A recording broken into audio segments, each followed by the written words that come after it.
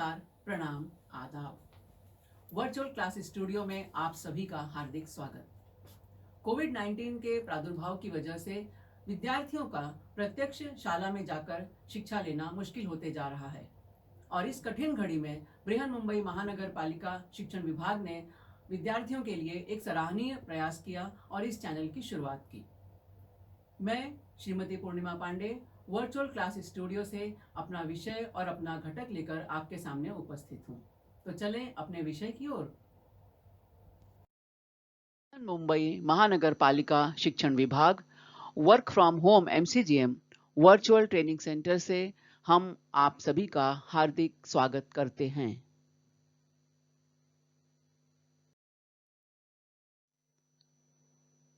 कक्षा 10वीं इतिहास और राजनीति विज्ञान विषय के सत्र में मैं श्रीमती पूर्णिमा पांडे आप सभी को सादर आमंत्रित करती हूं।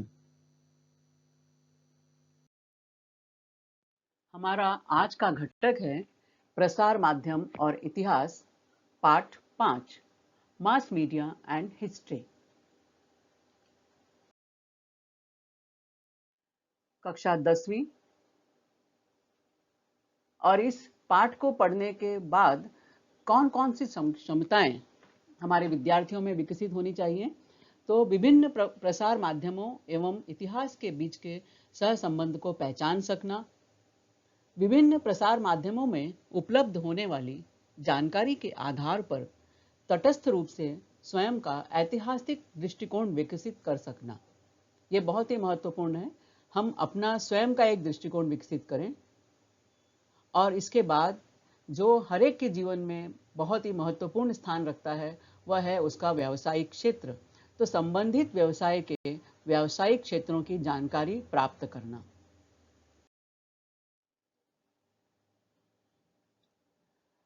प्रसार माध्यम और इतिहास, इस पाठ में हम पढ़ेंगे प्रसार माध्यमों का परिचय, प्रसार माध्यमों का इतिहास, प्रसार माध्यमों की आवश्यकता, प्रसार माध्यमों द्वारा प्राप्त होने वाली जानकारी का विश्लेषणात्मक आकलन और अंतिम मुद्दा होगा संबंधित व्यावसायिक क्षेत्र, जो कि बहुत ही महत्वपूर्ण है। जैसे ही हम प्रसार माध्यमों की बात करते हैं, आपके आंखों के सामने बहुत सारे चित्र उभरने लगते हैं। प्राचीन काल को सोचते हुए तो चाहे वो चित्रकला के माध्यम से गुफाओं पे बने हुए चित्र हों, telegraph, teleprinter, telephone, radio, transistor, mobile, नगाड़े, बहुत सारी चीज़ें हमारे दिमाग में अपने आप निकलने लगती हैं, अपने आप हमें सूझने लगती हैं। तो हम देखते हैं कि हम आज अपने इस पाठ में किन चीज़ों के बारे में जानकारी प्राप्त करेंगे। सबसे पहले हम पहुंचते हैं मुगल साम्राज्य के दौर में। अब आपको लगेगा कि प्रसार माध्यम और मुगल साम्राज्य, भला क्या इसका तालमेल, लेकिन जरा ठहरिए, जरा सोचिए। मुगल साम्राज्य यानी हम सन 1526 में बाबर ने भारत में मुगल साम्राज्य की स्थापना की थी और सन 1707 ईस्वी तक मुगल साम्राज्य का परचम पूरे भारत पर लहराता रहा। अब हम इसी कालखंड को सोचते हुए एक छोटा सा प्रश्न हम देखते हैं और मैं आपसे पूछ रही हूं कि यदि एक व्यक्ति पटना में रहता हो और एक व्यक्ति दिल्ली में हो, मुगल साम्राज्य की बात कर रही हूं मैं, उस समय अब पटना से दिल्ली यदि उस व्यक्ति को बादशाह के पास अपनी कोई बात पहुंचानी हो, तब वो कैसे जाएगा? तो आप देख रहे हो कि यदि वो बादशाह के पास जाना है तो वो घोड़े पर चलते हुए धीरे धीरे पटना से दिल्ली तक की यात्रा वो घुड़सवार कर रहा है। और उसी तरह जब दिल्ली में उसने बादशाह से अपनी बात की और बादशाह का फरमान लेकर वो पुनः पटना की ओर लौटेगा, तब कैसे लौटेगा? तब फिर से उसी घोड़े पे सवार होकर वो चल पड़ा और आप देख रहे हो कि घोड़ा अपने मंजिल की तरफ किस तरह से पहुंच रहा है। अब विचारणीय मुद्दा यह है कि इतना काम करने में उसे कितना समय लगा, क्योंकि ये समय ही तो सबसे ज्यादा महत्वपूर्ण है और उसके साथ साथ अपना संदेश पहुंचाना और संदेश के प्रत्युत्तर को फिर से अपने राजा तक पहुंचाना। तो ये जो सूचना पहुंचाने की बात है, संदेश पहुंचाने की बात है, यही है हमारा प्रसार माध्यम। तो यहां प्रसार माध्यम क्या रहा हमारा? घोड़ा, घुड़सवार।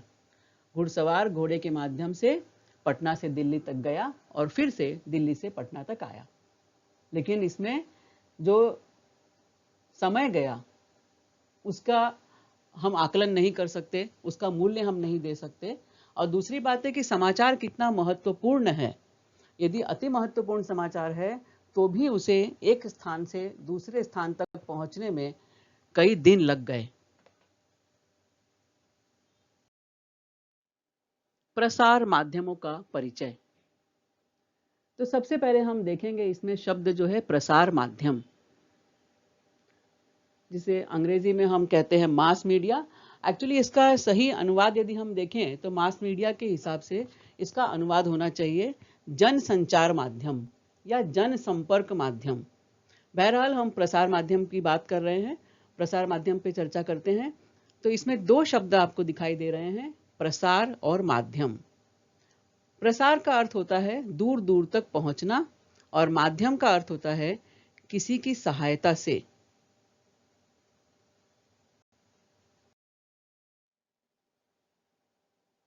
आप देख रहे हैं कि एक घुड़सवार किस तरह से घोड़ा अपने मालिक को लेकर, अपने सवार को लेकर दौड़ते हुए चला जा रहा है एक स्थान से दूसरे स्थान तक। ओह, और भी लोग आ गए। कोई नगाड़ा लेकर पहुंच गया है तो कोई पैदल ही दौड़ते चला जा रहा है। अरे वाह, यहाँ तो हमारे पंछी भी हमारे साथ हैं। कबूतर भी तैयार हैं चिट्ठी पत्री लेकर जाने को। बिल्कुल सही बच्चों, यह प्राचीन समय में हम बात करें तो ये हमारे संदेशों को एक स्थान से दूसरे स्थान तक पहुंचाने के माध्यम हुआ करते थे।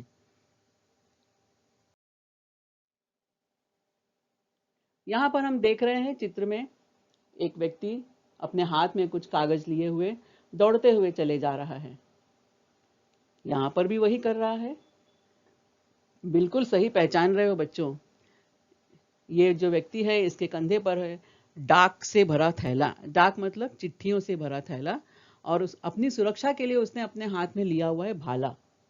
ये कालखंड के अनुसार, इनके परिवेश के अनुसार इनके व्यक्तियों में परिवर्तन होते रहा, लेकिन काम वही रहा, संदेशों का आदान प्रदान। और इसे हम कहते हैं हरकारा। इस व्यक्ति को हरकारा कहा जाता था जो पैदल चलकर संदेश पहुंचाता था।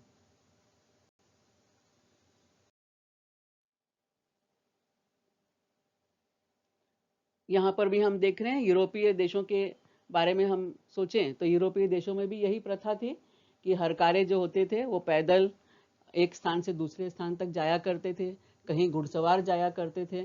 तो इस तरह से संदेशों का आदान प्रदान हुआ करता था।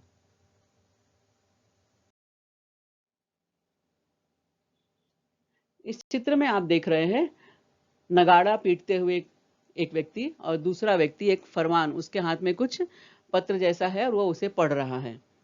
आदेश कहें, फरमान कहें, और वो पढ़ रहा है।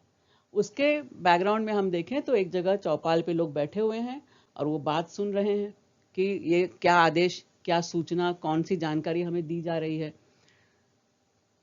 कई कालखंडों तक यह दृश्य हमारे लिए कॉमन रहा कि इस तरह से राजशाही का समय हो या उससे भी पहले का या बाद का समय, ये संकल्पना बहुत दिनों तक चलती रही कि राजा के, सम्राट के आदेश को इस तरह से जन जन तक पहुंचाया जाता था।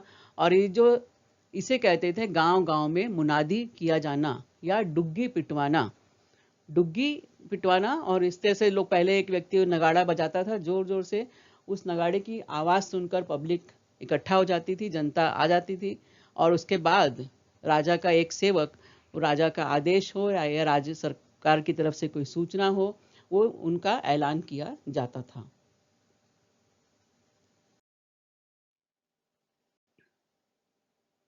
घुड़सवारी के माध्यम से भी संदेशों का आदान प्रदान होता था, सूचनाएं पहुंचाई जाती थी। मुख्य रूप से सामंत लोग या राजा लोग इस तरह से घुड़सवारों का उपयोग किया करते थे। कबूतरों का योगदान भला हम कैसे भूल सकते हैं। चाहे सैनिक संदेश पहुंचाने हो, चाहे गुप्तचरी करनी हो, चाहे किसी राजा का संदेशा दूसरे राजा तक पहुंचाना हो, कबूतरों ने अपना बहुत ही महत्वपूर्ण योगदान दिया है, अहम भूमिका निभाई है एक संदेशवाहक के रूप में। उसी तरह से हम देखते हैं प्रकाश स्तंभ, जिसे हम आकाश दीप भी कहते हैं। रात के समय रास्ता बतलाने के लिए ये रोशनी की जाती थी। ऊंचे ऊंचे बड़े बड़े स्तंभों पर दीपक रखे जाते थे, लालटेन जलाई जाती थी या मशालें जलाई जाती थी, जिससे रात के समय आने जाने वाले मुसाफिरों को, राहगीरों को रास्ता दिखाई देता रहे और नागरिक भी, जनता भी सुरक्षित रहे। बीटिंग अ ड्रम प्रसार माध्यम का एक बहुत महत्वपूर्ण, अभी हमने इसके पहले देखा, मुनादी करवाना, नगाड़ा बजाना या डुग्गी पिटवाना। और आज भी भारत के एक, हम देखते हैं मंदिर में, यहाँ पर इतना बड़ा ये नगाड़ा रखा हुआ है। आज तो केवल ये शोभा की दृष्टि से या ऐतिहासिक दृष्टि से देखे गए तो एक वस्तु के रूप में रखा गया है, लेकिन किसी समय निश्चित है इस नगाड़े ने अपनी आवाज से लाखों लोगों के दिलों तक अपनी आवाज पहुंचाई होगी, अपना संदेश पहुंचाया होगा।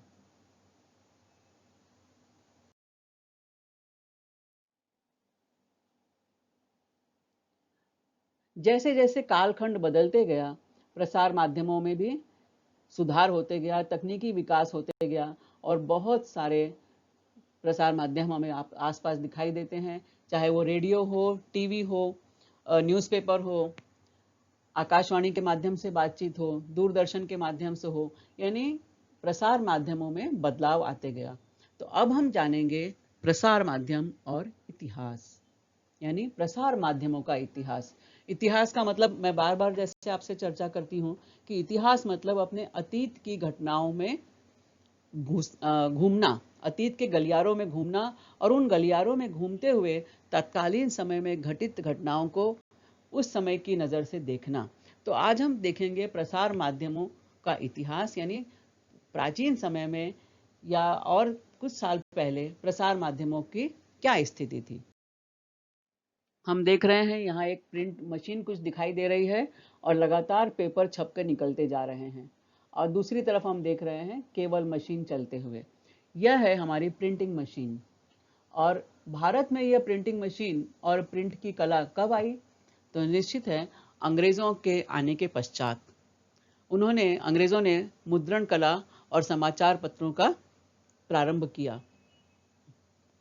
समाचार पत्रों के कारण छपे समाचार सर्वत्र पहुंचने में सहायता प्राप्त होने लगी। समाचार पत्र सूचना और ज्ञान प्रसार का साधन बन गए और तीव्रता से पहुंचने लगे। तीव्रता से कैसे पहुंचने लगे? समाचार लोगों तक तेजी से पहुंचने लगे, क्योंकि मशीन में एक साथ कई हजार पेपर प्रिंट होते थे और वो फटाफट फटाफट लोगों के बीच में वितरित कर दिए जाते थे, बांट दिए जाते थे, बिक जाते थे। तो लोगों तक ज्ञान, सूचना यह जल्दी पहुंचने लगी।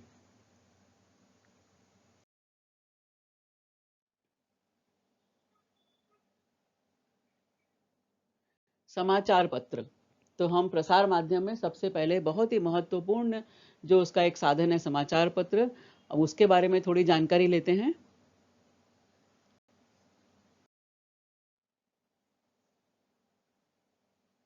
बहुत सारे समाचार पत्र आपकी आंखों के सामने घूम गए होंगे, चाहे वो हिंदी के हों, मराठी के हों, गुजराती के हों, उर्दू के हों या इंग्लिश के हों। देश बंधु, Amar Ujala, business Bhaskar, Saamana, Prahaar, Duniya, Navbharat Times, Times of India, Indian Express, Mumbai Mirror, Sunday Times, the Hindu, the Asian Age, ऐसे 2500 लोकप्रिय समाचार पत्र हमारी आंखों के सामने इस समय दिखाई दे रहे हैं। और ये समाचार पत्र किसे कहते हैं हम? तो समाचार पत्र उस प्रकाशन को कहते हैं जिसमें मुख्य रूप से समाचार, संपादकीय लेख, लोगों के विचार, विज्ञापन, मनोरंजक और अन्य पूरक पठनीय सामग्री का समावेश रहता है। ध्यान दीजिए, समाचार पत्र में बहुत सारी चीजें समाहित होती हैं और यह नियत समय पर यानी फिक्स टाइम पर और नियमित रूप से छपकर वितरित किया जाता है। समाचार पत्र भारत में कब आए? और सबसे पहला समाचार पत्र क्या था और इसमें किन किन चीज़ों का समावेश होता है। तो समाचार पत्रों में स्थानिक, देशांतर्गत और जागतिक यानी वैश्विक स्तर के समाचार, सूचनाएं, खबरें रहती हैं। हम अपने स्थानीय जो खबरें हैं वो हमें इसमें मिल जाती हैं।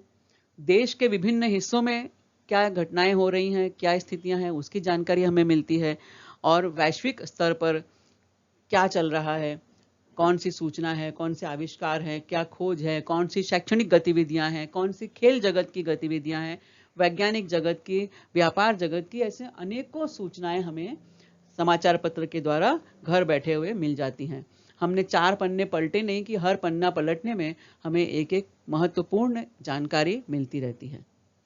तो इस तरह से यदि हम संक्षेप में कहें तो वर्तमान घटित घटनाओं को अंकित करने वाला समाचार पत्र अपने आप में एक ऐतिहासिक दस्तावेज होता है।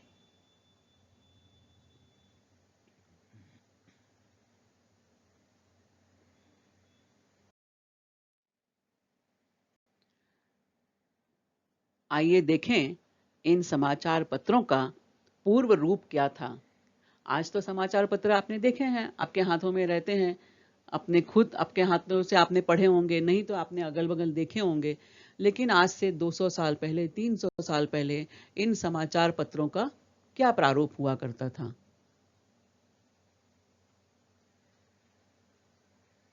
तो हम देखते हैं सबसे पहले इजिप्ट के बारे में। हम इजिप्ट का इतिहास देखते हैं। इजिप्ट यानी मिस्र देश, जहाँ के पिरामिड पूरी दुनिया में प्रसिद्ध हैं। तो इजिप्ट में प्राचीन कालखंड में यानी ईसा पूर्व के समय में, ईसा पूर्व मतलब अभी 2020 का कालखंड चल रहा है, ईसा पूर्व मतलब 2020 साल पहले सरकारी आदेशों के उकेरे हुए शिलालेख सार्वजनिक स्थानों पर लगाकर रखा जाता था।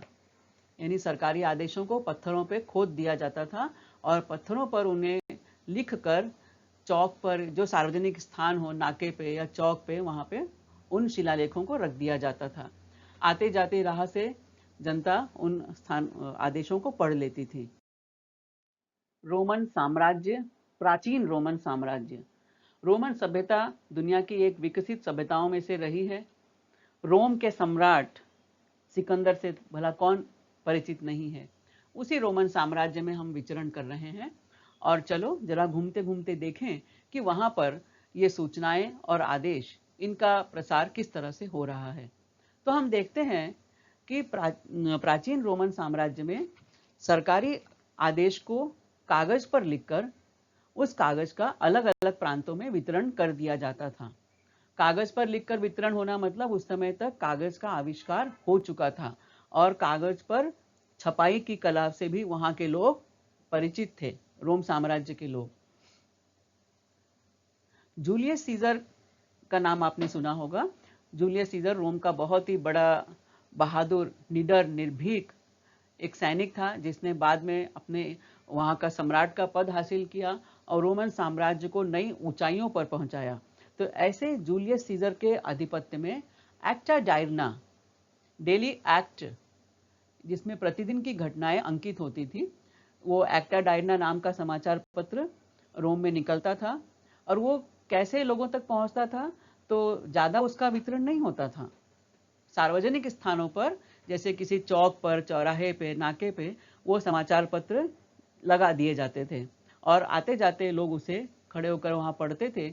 इस तरह से अनेक सूचनाएं, अनेक जानकारियां लोगों तक पहुंचती रहती थी।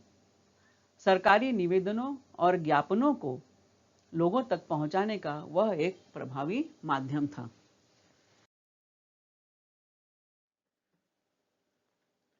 सातवीं शताब्दी में चीन में सरकारी निवेदनों और ज्ञापनों को सार्वजनिक स्थानों पर बांटा जाता था। अब हम रोम से चलते हुए पहुंच गए चीन में। यानी यदि हम भारत के खड़े होकर हम देखें तो हमारे पूर्व में, पूर्वोत्तर में चीन देश पड़ता है। तो चीन में क्या होता था, 7वीं शताब्दी की बात हो रही है, तो 7वीं शताब्दी में चीन में सरकारी निवेदनों और ज्ञापनों को सार्वजनिक स्थानों पर बांट दिया जाता था।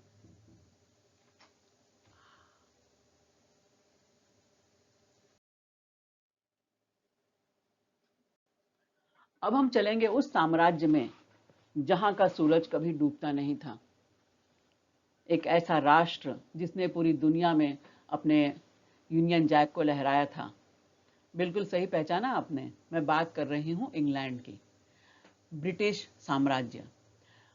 तो ब्रिटेन में क्या होता था, वहां पर युद्ध अथवा महत्वपूर्ण घटनाओं के परिचय समय समय पर बीच बीच में जनता के बीच में बांट दिए जाते थे, वितरित कर दिए जाते थे। और दूसरा क्या था कि वहां की धर्मशालाओं में या सराय में, जिसे आजकल हम होटल कहते हैं, लॉज कहते हैं, तो उस समय ये धर्मशालाएं और सराय हुआ करती थी। तो यहाँ पर रुकने वाले यात्री और घुमक्कड़ वहां के स्थानीय लोगों को दूर के समाचार चटपटे बनाकर बताया करते थे।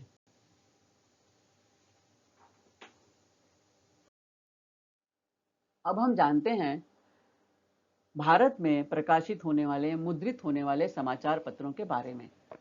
तो सबसे पहला जो समाचार पत्र अंग्रेजी का यहाँ पे शुरू हुआ था वह था बंगाल गजट। यह 29 जनवरी 1780 ईस्वी को प्रारंभ हुआ था। इसे कोलकाता जनरल एडवर्टाइजर अथवा बंगाल गजट के नाम से जाना जाता था। ये कोलकाता बच्चों आज का नाम है, इसलिए आपकी किताब में ये नाम दिया हुआ है। एक्चुअली इसका ओरिजिनल जो नाम था, मूल नाम था कलकत्ता जनरल एडवर्टाइजर। इसे शुरू करने वाले व्यक्ति का नाम था जेम्स ऑगस्ट हिकी। यह एक आयरिश व्यक्ति था। आयरिश मतलब आयरलैंड का व्यक्ति था। आयरलैंड, इंग्लैंड और स्कॉटलैंड, ये तीन छोटे द्वीप जो हैं, तीन टापू, इनको मिलाकर ये इंग्लैंड का पूरा साम्राज्य था। तो ये आयरलैंड का व्यक्ति, आयरिश व्यक्ति जेम्स ऑगस्ट हिकी, इसने 29 जनवरी 1780 को पहला अंग्रेजी समाचार पत्र जो भारत में मुद्रित हुआ था उसका प्रकाशन किया था। बच्चों, हमने अंग्रेजी के पेपर के बारे में तो जाना। क्या तुम्हें पता है कि भारत में प्रकाशित होने वाला पहला हिंदी पेपर कौन सा था? यस, पहला हिंदी पेपर था उदंत मार्तंड। यह भारत में साल 1826 में 30 मई को प्रकाशित हुआ था। यह साप्ताहिक अखबार था और हफ्ते में मंगलवार के दिन छपता था।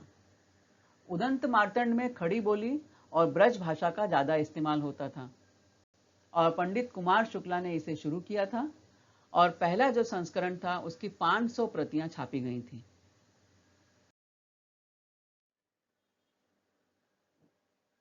दर्पण, कितना सुंदर नाम है। दर्पण यानी आईना, जिसमें हम अपने चेहरे को देखते हैं।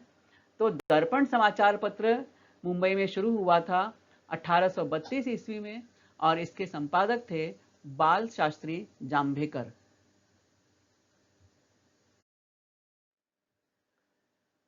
प्रथम मराठी समाचार पत्र दर्पण के संपादक के नाते बाल शास्त्री जांभेकर को आदि अथवा आद्य संपादक कहा जाता है और उनका जन्मदिन है 6 जनवरी, इसलिए महाराष्ट्र में उनके जन्मदिन को पत्रकार दिवस के रूप में मनाया जाता है।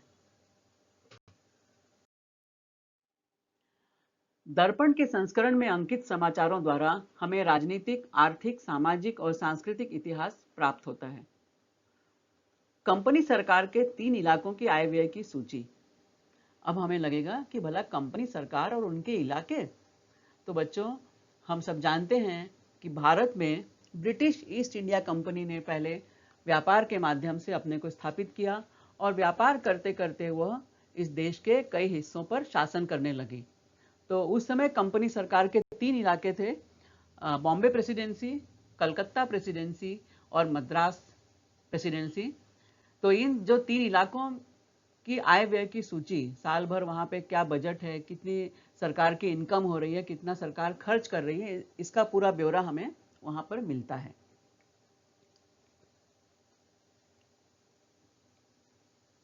इस देश पर रूसियों का आक्रमण होने की आशंका। अब दर्पण समाचार पत्र प्रकाशित हुआ है 1832 में और कई सालों तक ये समाचार पत्र चलता रहा। तो हम देखते हैं कि उस कालखंड में 1830 से लेकर हम देखें तो 1860 तक का जो कालखंड है वह यूरोप के इतिहास में एक महत्वपूर्ण कालखंड है और 1850 का दशक तो बहुत ही महत्वपूर्ण रहा है, क्योंकि उस समय रूस एक शक्तिशाली देश के रूप में उभर कर आया और रूस के अनेक यूरोपीय देशों से लगातार युद्ध चलते रहते थे। तो ऐसे में रूसियों का भारत देश पर भी आक्रमण हो सकता है, ऐसी आशंका व्यक्त हुई थी तत्कालीन राजनीतिक परिस्थितियों के अनुसार। ये जानकारी हमें दर्पण के समाचार पत्र से मिलती है। शहर स्वच्छ रखने के लिए समिति की स्थापना, हिंदू विधवाओं का पुनर्विवाह। भारत देश में पहले हिंदू धर्म में आस्था रखने वाले लोगों के समाज में एक नियम था कि यदि कोई स्त्री विधवा हो जाती है, यानी उसके पति का देहांत हो जाता है, तो वह शादी नहीं कर सकती थी फिर से। तो भले छोटी उम्र में ही क्यों ना वो स्त्री विधवा हुई हो। तो सामाजिक सुधार काफी हुए यहाँ पर, और उन सामाजिक सुधारों के चलते एक नया एक्ट पारित हुआ जिसमें हिंदू विधवाओं का पुनर्विवाह करने का ऐलान हुआ। कोलकाता में थिएटर की शुरुआत हुई और राजा राम मोहन राय, बहुत ही प्रसिद्ध समाज सुधारक, उन्होंने इंग्लैंड में रहकर क्या कार्य किए उसकी भी जानकारी हमें दर्पण समाचार पत्र के द्वारा मिलती है।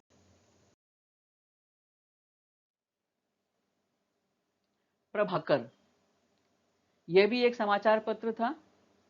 इस समाचार पत्र को भाऊ महाजन ने प्रारंभ किया। इसमें हमें फ्रांस की राज्य क्रांति का इतिहास मिलता है और लोकहितवादी यानी गोपाल हरि देशमुख, बहुत बड़े नेता, बहुत बड़े समाज सुधारक, और उनके सामाजिक पुनर्जागरण पर लिखे हुए शतपत्रे प्रकाशित हुआ था। शतपत्रे म्हणजे काय? शत म्हणजे शतक, शतक म्हणजे 100, 100। शतपत्रे मतलब 100 पत्र। उन्होंने 100 पत्र लिखे थे इस मुद्दे के ऊपर। किस मुद्दे पर? सामाजिक पुनर्जागरण पर। तो उनके 100 पत्र इसमें प्रकाशित हुए थे प्रभाकर में। और हमें ये देख रहे हैं कि ये सारे काम महाराष्ट्र में शुरू हुए हैं। ज्ञानोदय और एक मराठी समाचार पत्र। तो मराठी समाचार पत्रों में पहले केवल समाचार छपते थे, खबरें छपती थी। ज्ञानोदय पहला समाचार पत्र था जिसमें पहली बार चित्र भी छापा गया था।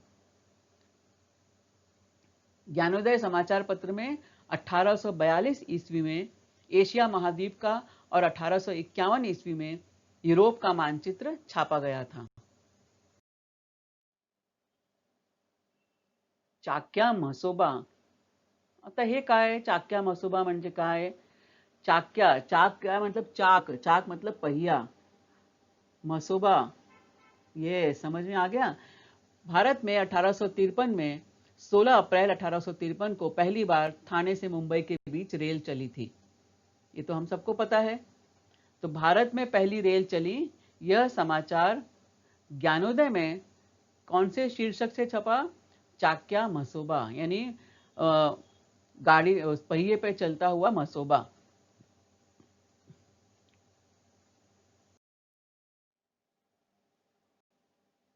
उसके बाद हम देखते हैं कि टेलीग्राफ का आविष्कार हुआ, और जिसे हम टेलीग्राम करते हैं, तार, पहले आपने सुना होगा, पहले हम तार भेजा करते थे। बहुत सी पुरानी फिल्मों में आज भी हम देखते हैं तो हमें देखने मिलता है, अरे तार आया है गांव से। तार में कोई महत्वपूर्ण सूचना रहती थी, जो सूचना जल्दी पहुंचाई जाती थी, तो उसको जो भेजने का यंत्र था उसे हम कहते थे टेलीग्राफ। तो बिजली की सहायता से समाचार पहुंचाने का यंत्र अर्थात टेलीग्राफ, इसका प्रारंभ 1852 ईस्वी में हुआ। ये सूचना भी ज्ञानोदय में छपी थी। ये खबर भी ज्ञानोदय के माध्यम से हमें मिलती है। ज्ञानोदय में और एक सूचना भी हमें मिलती है, एक जानकारी मिलती है कि 1857 के राष्ट्रीय विद्रोह के समाचार छपे थे इसमें, क्योंकि ये हमारा देश का पहला स्वतंत्रता संग्राम था, लेकिन ब्रिटिश लोगों ने इसे राष्ट्रीय विद्रोह करार दिया था। हालांकि ये विद्रोह नहीं था, यह राष्ट्रीय क्रांति थी।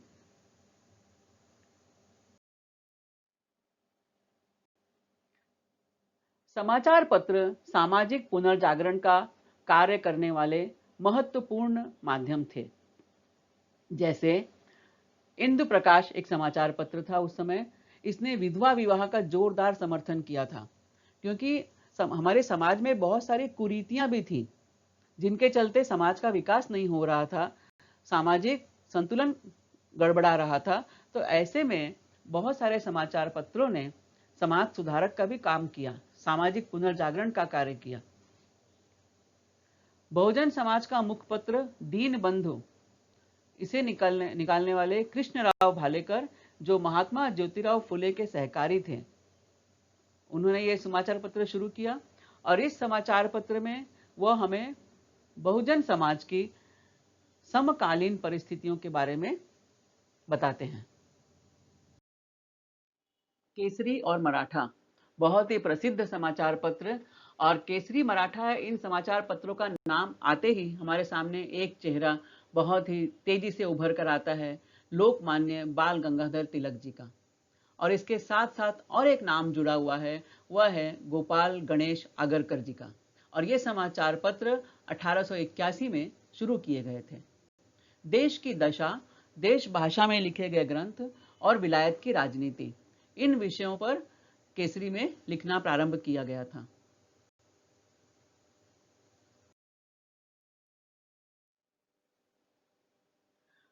उसके बाद हम देखते हैं महात्मा गांधी जी ने हरिजन और यंग इंडिया जैसे प्रश्न समाचार पत्र शुरू किए थे।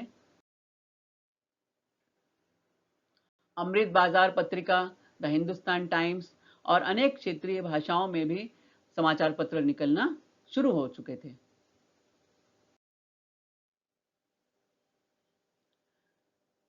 द हिंदुस्तान टाइम्स, केसरी, मूक नायक, नवजीवन, और उसके बाद बॉम्बे दर्पण। और हम जब आधुनिक समय में आते हैं, वर्तमान काल में, तो लोकमत टाइम्स, पुण्य नगरी, सकाळ, बहुत सारे लोकमत, ऐसे लोक सत्ता, कई सारे पेपर हमें दिखने मिलते हैं। तो आज भी, यानी 21वीं शताब्दी में भी समाचार पत्र लोकतंत्र के चौथे स्तंभ के रूप में भूमिका निभा रहे हैं और महत्वपूर्ण भूमिका निभा रहे हैं। इसके बाद नंबर आता है पत्र पत्रिकाओं का। क्या है ये पत्र पत्रिकाएं? निश्चित समय अवधि में प्रकाशित होने वाले साप्ताहिक, पाक्षिक, मासिक, द्वैमासिक, त्रैमासिक, षण्मासिक, वार्षिक पत्रिकाएं। और इनके साथ साथ एक है अनियतकालिक पत्रिका। साप्ताहिक जैसे सप्ताह में एक बार निकलने वाली पत्रिका, पाक्षिक मतलब 15 दिनों में एक बार निकलने वाली पत्रिका, मासिक मतलब महीने में एक बार निकलने वाली पत्रिका, द्वैमासिक मतलब 2 महीने में एक बार प्रकाशित होने वाली पत्रिका, त्रैमासिक 3 महीने में एक बार, षण्मासिक 6 महीने में एक बार, वार्षिक पत्रिका यानी साल में एक बार ये पत्रिकाएं प्रकाशित होती थी। और कुछ पत्रिकाएं तो ऐसी थी जिन्हें हम कहते हैं अनियतकालिक पत्रिका, यानी इन पत्रिकाओं के प्रकाशन का कोई निश्चित समय नहीं होता, जैसे समय की आवश्यकता होती है उस हिसाब से ये पत्रिकाएं छप जाती थी। तो ऐसी अनेक पत्र पत्रिकाएं जो थी वो जन संचार का माध्यम थी। देश विदेश की खबरें उन पत्रिकाओं के माध्यम से मिलती रहती थी।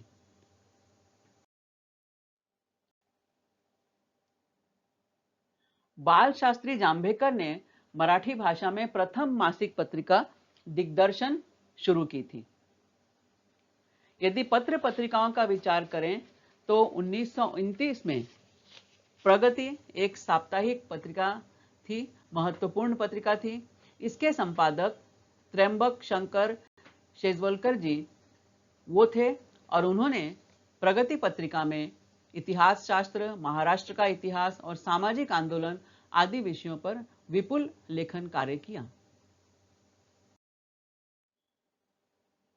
वर्तमान समय में भारतीय इतिहास से संबंधित अनेक पत्र पत्रिकाएं प्रकाशित हो रही हैं, जैसे मराठी भाषा में भारतीय साहित्य आणि संस्कृति, मराठवाड़ा इतिहास परिषद पत्रिका आदि। और उसी तरह से हिंदी में भी ऐसी अनेकों पत्रिकाएं प्रकाशित होती हैं। कई आज से 30 साल पहले तक धर्मयोग, साप्ताहिक हिंदुस्तान, दिनमान, सारिका जैसी कई पत्रिकाएं प्रकाशित होती थी। अब जैसे जैसे समय बदलता गया, पत्रिकाओं के स्वरूप में बदलाव आए, कई पत्रिकाएं बंद हो गई, कुछ धन के कारण, धनाभाव के कारण बंद हो गई। तो हिंदी में अब कुछ पत्रिकाएं जो हैं निकलती हैं साहित्य से संबंधित, राजनीति से संबंधित, कॉम्पिटिटिव एग्जाम से यानी प्रतियोगी परीक्षाओं से संबंधित ऐसी अनेक पत्रिकाएं निकलती हैं।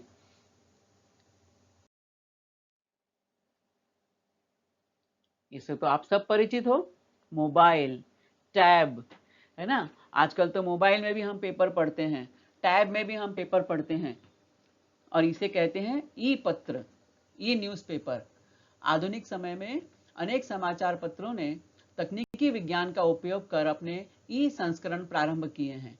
ये ई संस्करण पाठकों द्वारा बड़ी मात्रा में पढ़े जाते हैं, क्योंकि अब टेक्नोलॉजी बदल गई, तो टेक्नोलॉजी का उपयोग हम अलग अलग तरह से कर रहे हैं। तो आज कंप्यूटर हो, लैपटॉप हो, डेस्कटॉप हो, मोबाइल है, टैब है, कहीं पर भी हम न्यूज़पेपर पढ़ सकते हैं, और इन समाचार पत्रों को ई न्यूज़पेपर कहा जाता है, यानी इलेक्ट्रॉनिक न्यूज़पेपर। वेब पत्रकारिता यानी जैसे पहले पत्र पत्रिकाएं, सामाजिक पत्रिकाएं, राजनीतिक पत्रिकाएं, शैक्षणिक पत्रिकाएं, यह मासिक रूप से, द्वैमासिक रूप से, त्रैमासिक रूप से प्रकाशित होती थी, उसी तरह से आज वेब पत्रकारिता का जमाना आ गया है। यानी आज हम इलेक्ट्रॉनिक्स मीडिया के माध्यम से इन पत्रिकाओं को पढ़ते हैं। तो आज सोशल मीडिया का ज़माना है, web news portals, social media, web channels और यूट्यूब, सभी जानते हैं यूट्यूब क्या है। तो यूट्यूब पर अंग्रेजी और भारतीय भाषाओं में पाठकों और दर्शकों के लिए पठनीय सामग्री उपलब्ध कराई जाती है। आप एक क्लिक पर, आप माउस लेके बैठे हैं लैपटॉप पे, और माउस के एक क्लिक पर आप दुनिया जहान की खबरें आपको मिल जाती हैं, चाहे वो गूगल सर्च में हम देखें, चाहे यूट्यूब में देखें, चाहे और इसके अलावा कई सारे न्यूज़ पोर्टल्स हैं, तो सोशल मीडियाज़ के अलग अलग प्लेटफॉर्म हैं, इन सब चीज़ों पर हमें जानकारी उपलब्ध रहती है।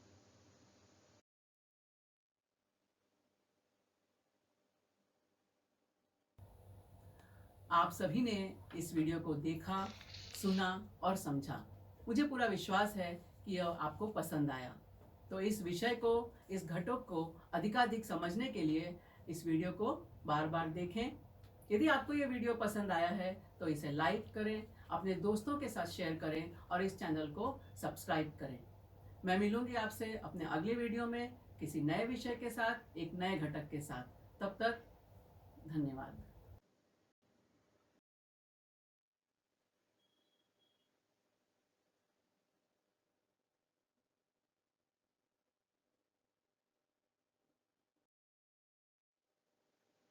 धन्यवाद।